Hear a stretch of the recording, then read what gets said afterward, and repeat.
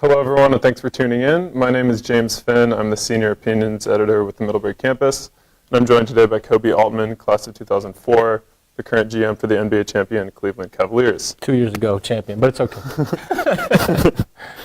We're here at the Peterson Family Athletic Center, and we're coming to you via Facebook Live, so just bear with us if we have any hiccups with the broadcast. So our plan for today is to ask you some questions that I've prepared, and then if we have time, we'll go into some questions from the audience. So if you have any questions, you can just post those in the comments on the Facebook stream. So Koby, I'd like to start with a question about your time here at Middlebury. Like many Middlebury students, you took some time to kind of figure out what your path after college was going to be. You coached at Xavier High School in Manhattan while working real estate there. So it took you a few years to kind of figure out pro sports management was what you wanted to go into. But I'm wondering if there were any moments or experiences you had here at Middlebury that made you think this is something I could do later in life. First of all, it's thanks for having me. It's great to be back. It's beautiful. I can't wait to walk around the campus. There's so much more development that was here. Maybe I would have more moments if I had this beautiful glass building when I was here. I'm just joking. But no, I think so. So Middlebury is incredible because it gives you so many different experiences. And I think what it gave me was a curiosity of different things. And so after school, I went into business. I went into real estate because you get these kind of educations. You think you got to go make money right away. And so that's sort of what I did.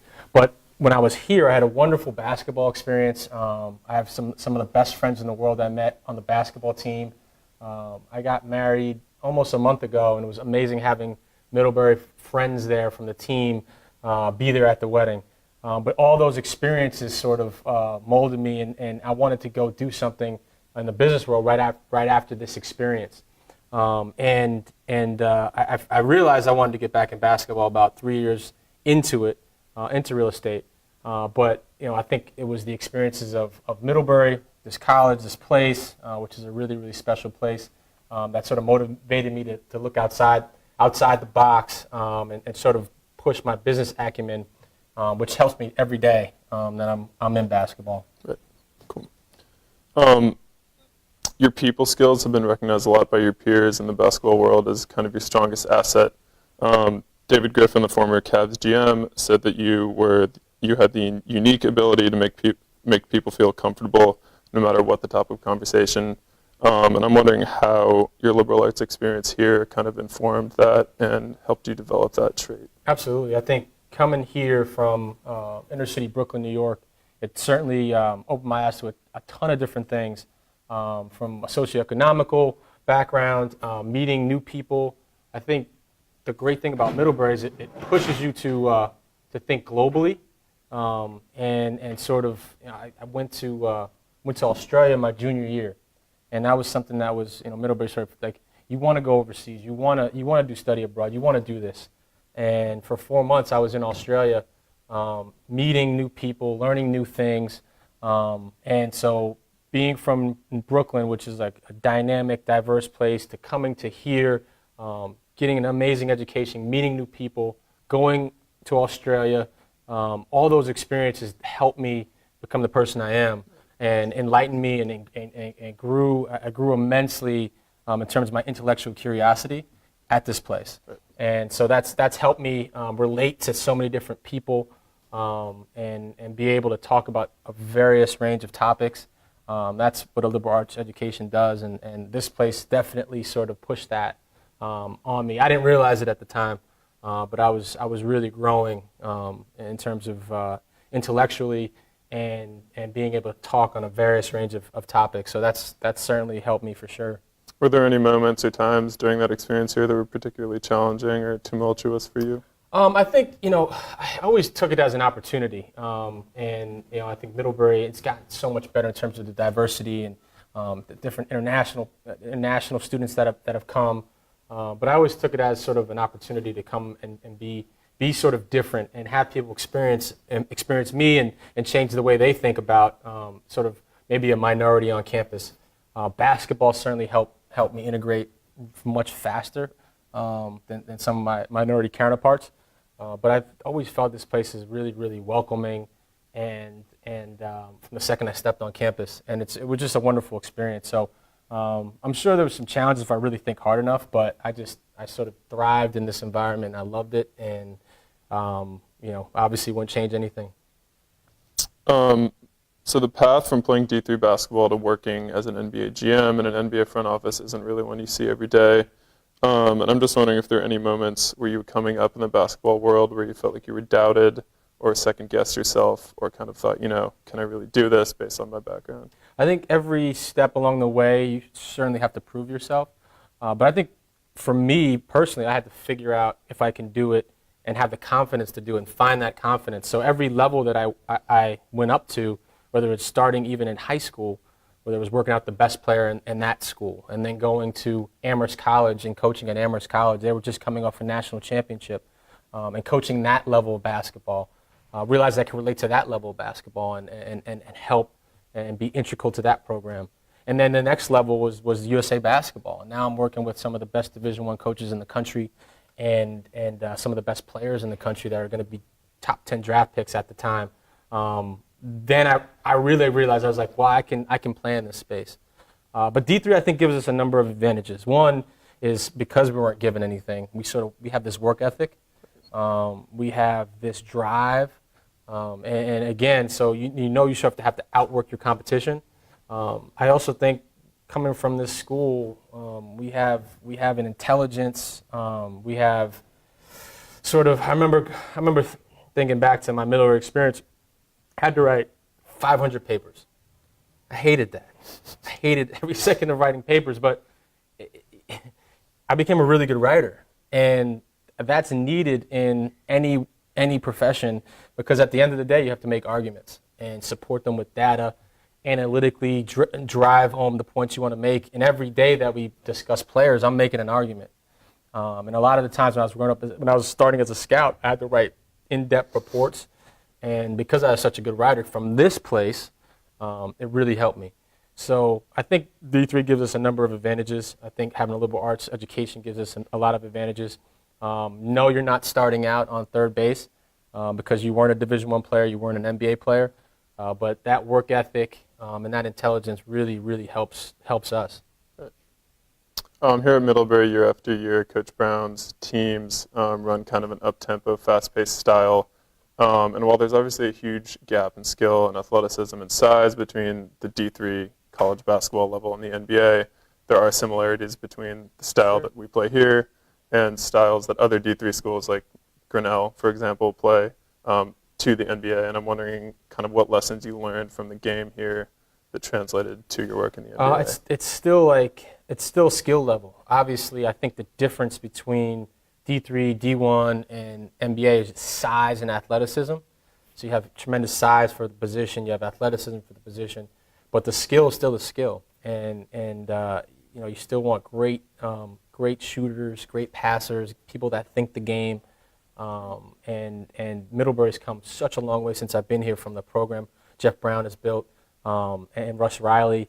That's really, really cool for me to see that evolution as a program. But no, you learn a lot of lessons. I started coaching with Dave Hickson at Amherst College, and he did some really innovative stuff. I remember him always having a floor spacer at the four position, so that created spacing on the court. And he was sort of ahead of his time in terms of moving the ball and shooters at every position, and that's why that program won a national championship the year they did. So I learned a ton working at this level. And it doesn't change sort of my thinking is you need shooting, you need skill, and so that doesn't change. You were a Posse Scholar here during your time at Middlebury. How did the Posse Foundation and that experience shape your time here? So I'm really proud of how Posse has grown. It's grown immensely since I got the scholarship, and it's grown here as well, which is great. I'm really excited to go talk to some Posse Scholars. I think tomorrow we're set up to talk to some Posse Scholars while I'm here. I think I was Middlebury Posse 2. And I don't know what number it is now, but it's a huge number, and there's multiple posses per year, which is great. I'm just really proud about how the program's evolved. There's over 60 schools now that represent. It was 5 schools when when I was coming up. And we sort of had a challenge to bring some inner city, dynamic leadership to the table. And each one of us did different things on campus. And I was really fortunate to get the scholarship to come to Middlebury because it completely changed my outlook on life and gave me a chance to really grow. So I'm really, really proud of being a posse member, especially from here.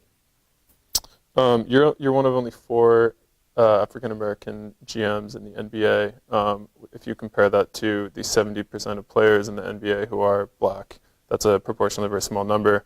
I'm wondering, kind of what advice would you give to African American students either here at Middlebury or elsewhere who are considering going into fields with similarly few role models? I think it's not lost on me at all in terms of me being African American GM. I think it's super important just visually for people to see their peers in these kind of positions. I also think it's important that I'm younger and African American as well, because we can sort of grow together in this. But there's tremendous opportunity, and I think that my advice would be put your head down and keep going. Keep going. Don't worry about the challenges. Don't worry about what the numbers might be. There's so much growth and there's so much opportunity in sports and in life, and I think that the talent level is certainly there. Mm-hmm. And more and more guys in my position that get these, and women as well, that get these positions, it just opens up the door. The more diversity you have around, the better. It's an advantage, and I think more and more CEOs will figure that out, and more owners will figure that out. The more diversity you have on staff or in boardrooms or at the highest level creates an advantage for your organization, and it's just going to keep on growing. Absolutely. You touched on this a little earlier, but kind of what advantages has growing up in the competitive sports world and then playing a college sport given you in the business world? Very, very fortunate to play at this level. CEOs love athletes. It's amazing because of a lot of the different parallels in business. You're a competitor. You're hardworking.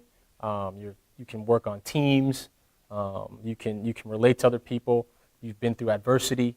So all that stuff sort of really bodes well for postgraduate people or postgraduate athletes, after coming through the Division III level or any program. So I was very fortunate to do that, and I think there's a lot of traits in athletics or athletes in general that parallel what you want in the business world.